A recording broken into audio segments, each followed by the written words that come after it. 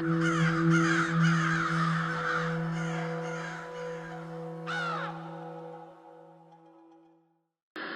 Sloane, it was important that we backed up this week after a good win last week. What was the message from Campo and the coaches leading into the game? Oh, look, just to pressure them. That's probably how we won the game last week. Was just our attack on Port and just winning the contested ball, ground balls, and making sure we just press them really and cause turnovers and just keeping our forward half. And probably first half we had glimpses of it. We couldn't quite put them away. They hung in there. But it really impressed that last quarter. That's how we wanted to play football the whole day. What did Campo say to the boys at three-quarter time? Just to finish this game off. We put ourselves in a position where it was going to be close. But I think throughout this season we've won all those close games, so that gave us a bit of confidence going into the last, and we've done the hard work as well, so we knew we could run over them. How about yourself? How good was it to be out there again after another 3 weeks on the sidelines? Yeah, it was very good. I've been itching to play a game for the last month.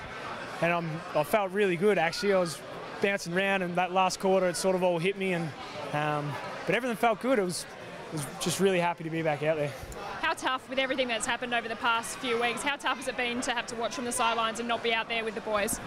It has been tough, mainly just because you just want to help the other boys out.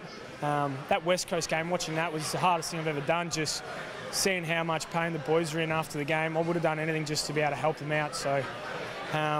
But look, last week was a massive step in the right direction. I think today was again as well. You had the helmet on. How did you cope with that today?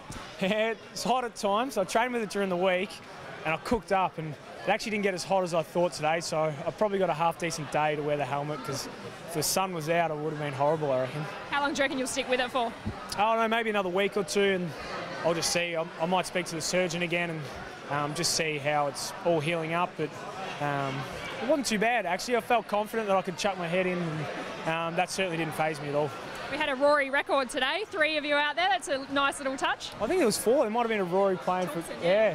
So yeah, we all got a photo at the end, which would be nice as well. A little memento for us.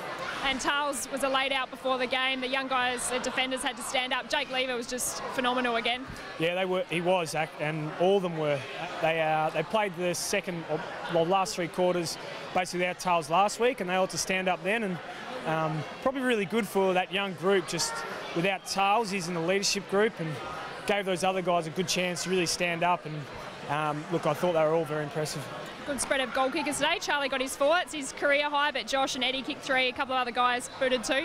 Dougie kicked 3 as well, I reckon. So, yeah, it was a really good spread, and that's what we want. We want our midfielders kicking goals as well as our forwards.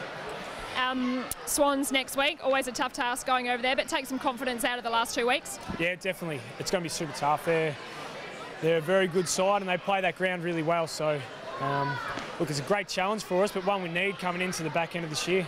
Well done. Thanks, Lonnie. Welcome back. Cheers, Kat. Ooh.